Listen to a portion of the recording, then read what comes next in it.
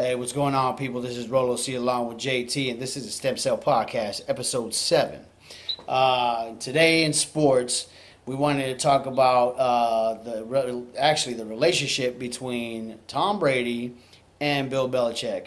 Last week, Tom Brady threw for 3 touchdowns in the win over the Indianapolis Colts, and his last touchdown pass was his 500th of his career, which he ends up joining Brett Favre and Peyton Manning in the 500 club, along with, of course, Drew Brees got in there on Sunday as well. So 4 guys in the National Football League's history have thrown for over 500 yards. I'm sorry, not 500 yards, 500 touchdowns. Yeah, you ain't throwing over 500 yards, you having a problem. You ain't had a long career.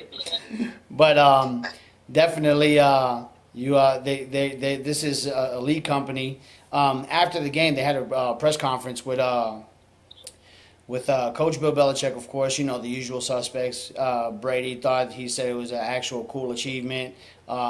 He thanks his offensive line as well as his 71, which is actually a record that he broke with New England, and the only player to break that actual record. I think Vinny Testaverde had held the record before. He had hit 69 or 68 different receivers for touchdowns in his career, but he was obviously a journeyman. He didn't stay in one place when he got it done. And Tom Brady shattered it with 71 different players actually catching touchdown passes in New England from Tom Brady. So he actually had a great night, but obviously, that 500 touchdown pass, the pass that he threw to Tom Gordon was a horrible. Tom Gordon. Tom Gordon used to play pitcher for the Yankees. What the hell? What's wrong with me, man? Anyway, well, he hit Flash in the end zone, and it was an ugly pass, but it looked very Randy Moss-like the way he split between both of the defenders to snatch it down and actually pull the 500 touchdown pass from Tom Brady into the end zone. And he was the 71st player to actually go ahead and catch the ball, which has shattered Vinny Testaverde's old record of, I believe, 68 different players that caught touchdown passes from Brady. I mean, I'm sorry, not from Brady. I'm all messed up today. Don't mind me, people. It is early in the morning, but we are getting it in. But anyway, after the game, Bill Belichick went ahead and stated that it was a great accomplishment that Tom Brady had actually achieved. And he said that, and this is what killed me, I was like, what the hell happened here? He said there is no other quarterback he'd rather have than Tom Brady. But he was not screaming that shit a year ago. And he definitely wasn't screaming it 4 years ago when he drafted Jimmy Garoppolo. Bill Belichick has always been a guy who wanted to move from a guy rather to be early than to be too late. So what does this say about the situation between Belichick and Brady? I truly believe that Bob Kraft is pulling the strings in the back, stating you need to be politically correct about the situation, and we need to fix this, and we need to fix this now because it's becoming a media nightmare between the rift between Tom Brady and Bill Belichick. What's your take on that? Well, I know we talked about this in the past, but never presented it to the show. But I think I still think it's still Bob Kraft, Bill Belichick, and Tom Brady.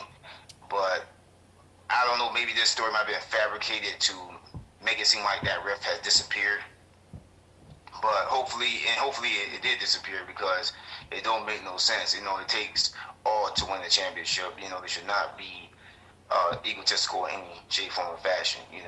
But I don't really know if all this is truthful about what they're saying and all that. But I will say this on the strength of Tom Brady, you gotta give it up. There's a lot of quarterbacks who haven't thrown 71 touchdowns in their whole career. So for him to throw touchdowns to 71 different receivers, man, it just goes to show the level of quarterback that he's been. And it's only a few quarterbacks, even in the time frame that he's been in, pretty much even ever since football started, that can actually make that happen as far as making receivers better. And he's one of the very few. So shouts to TB12. Yeah, no doubt, no doubt.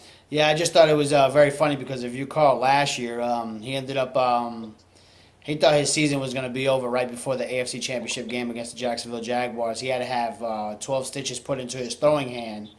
Uh, you know, I think it was like Tuesday before that Sunday game, and evidently there was some sort of a freak accident with him handing the ball off to Rex Burkhead, and he ended up suffering from a severe gash on his right hand, his throwing hand, and he played absolutely phenomenal, lights out. Went to that dark place that we all go to whenever we have to get shit done, and that's exactly what he did. And he performed in the fourth quarter and played immaculately, such as the way he has shown in the recent past with Super Bowl 51 against the Atlanta Falcons and even against the Legion of Boom in Super Bowl 49. So this is the player that he's actually became.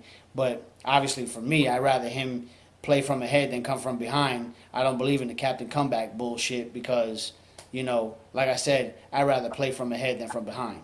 But anywho, that's how things actually folded for him, and it folded for him that way against Jacksonville. And Belichick didn't exercise any gratitude toward the situation at all. He said it wasn't even a football crisis, and he stated, well, it's not like the guy had open heart surgery. And you already know I'm not a quarterback, but I've thrown a football before. And I sure as hell could not throw a football at full strength if I had a big gash by my thumb, knowing that I need that thumb for grip so I can go ahead and heave that ball. So for him to actually say that, it was very condescending. And not only that, but my thing is, don't get me wrong. Granted, he's a great coach. However, your ass can't get under center and heave that shit 60 something yards to try to win your team a football game. That's why it really kills me because for him to receive that backlash and he's just doing his job, he could have been easily called out. Tom Brady could have said, hey, you know what? We're getting our ass beat in the first half of the Super Bowl.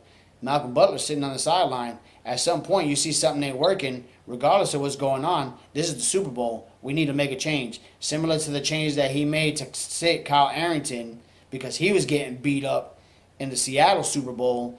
And that's what catapulted Malcolm Butler to actually, become the player that he is because he showed his ass in that Super Bowl. And it wasn't just the pick that he caught against Russell Wilson at the one.